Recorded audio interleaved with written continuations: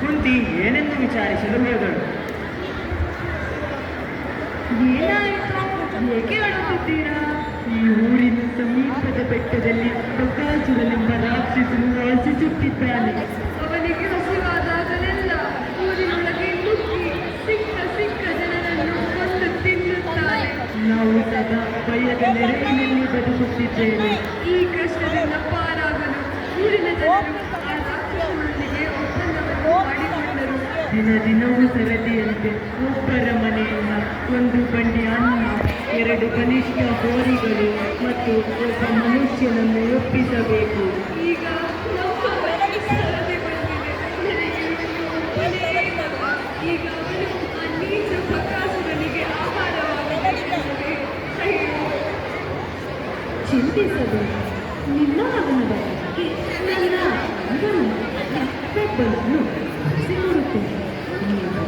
ಇತರೆ ಸಿದ್ಧತೆಗಳನ್ನು ಮಾಡಿಕೊಳ್ಳಿ ಎಂದು ಕುಂತಿಯವರಿಗೆ ಸಮಾಧಾನ ಹೇಳಿದರು.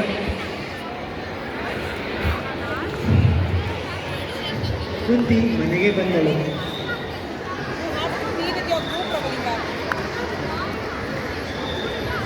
ಧರ್ಮರಾಯ, ಭೀಮ, ಅರ್ಜುನ, ನಕುಲ, ಸಹದೇವ ಬನ್ನಿಯಲ್ಲಿ. ಏನು ವಿಷಯ ತಾಯಿ?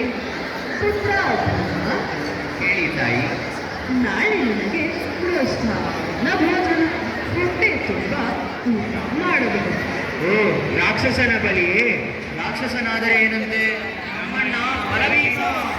ಹೋಗು ಮಗನೇ, ಸಿದ್ಧನಾಗ.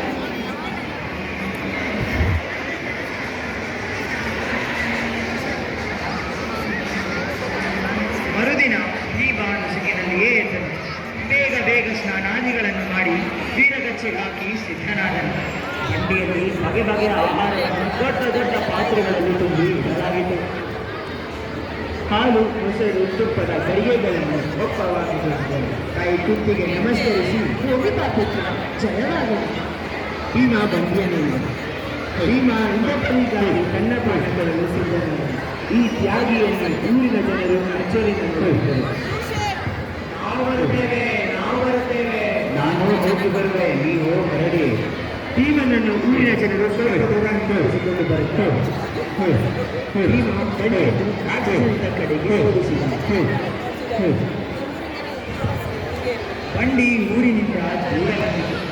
ಅಡುಗೆಯ ಸುವಾಸನೆ ಭೀಮನ ಹಸಿವನ್ನು ಕೆರಳಿಸಿತು. ಊರಿಗಳನ್ನು ನಿಧಾನವಾಗಿ ಹೋಗಲು ಬಿಟ್ಟನು. ಒಂದೊಂದಾಗಿ ಭಕ್ಷ್ಯಗಳನ್ನು ಸವಿಯತೊಡಗಿದರು. ದೊಡ್ಡ ತುತ್ತುಗಳನ್ನು ಮಾಡುತ್ತಾ ಚೆಂಡಿನಂತೆ ಹಾರಿಸುತ್ತಾ ಮೋಜಿನಿಂದ ಊಟ ಮಾಡಲು ತೊಡಗಿದರು. ಮಧ್ಯದಲ್ಲಿ ಹಾಲು, ತುಪ್ಪದ ಗಡಿಗೆಗಳನ್ನು ಎತ್ತಿ ಕುಡಿದನು. ಕಾಲು ಬಂಡಿಯ ಅನ್ನವನ್ನು ಭೀಮ ಒಬ್ಬನೇ ಮುಗಿಸಿದನು.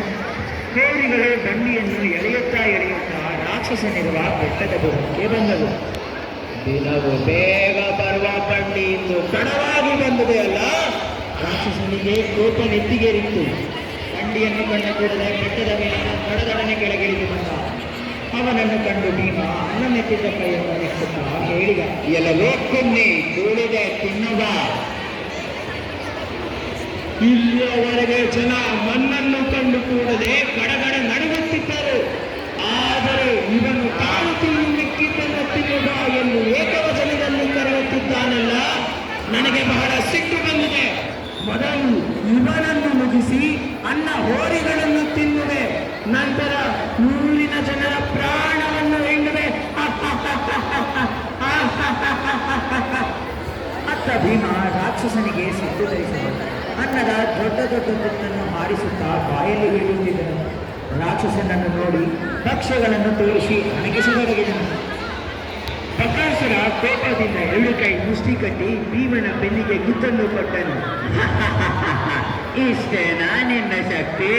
ಬಕಾಸುರನಿಗೆ ಎಂದಿಲ್ಲದ ಕೋಪ ಬಂತು. ಭೀಮನ ಮೇಲೆ ಬಂದನು. ಬೆಟ್ಟದ ಬಂಡೆಗಳನ್ನು ಎತ್ತಿ ಬಿಸಾಡಿದರು. ಮರಗಳನ್ನು ಬೇರು ಸಹಿತ ಕಿತ್ತು ಒಬ್ಬರ ಮೇಲೊಬ್ಬರೆಸೆದರು.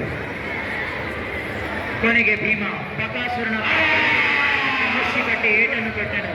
ಬಕಾಸುರ ರಕ್ತವನ್ನು ಕಾರುತ್ತಾ ನೆಲಕ್ಕುರುಳಿದನು. ಇಷ್ಟ ಇಲ್ಲ. ಆಗಲೇ ಸಂಜೆಯಾಗಿತ್ತು. ಭೀಮ ಬಕಾಸುರನ ಹೆಣದೊಂದಿಗೆ ಊರಿಗೆ ಬಂದ. ಊರಿನ ಜನರು ಬಕಾಸುರನ ಸಂಹಾರದ ಕಂಡು ಅವನಿಗೆ ಜೈಕಾರ ಹಾಕಿದರು. ಜಯವಾಗಲಿ ಜಯವಾಗಲಿ ಖುಷಿಯಿಂದ ಕುಣಿದಾಡಿದರು. ಹಬ್ಬವನ್ನೇ ಆಚರಿಸಿದರು.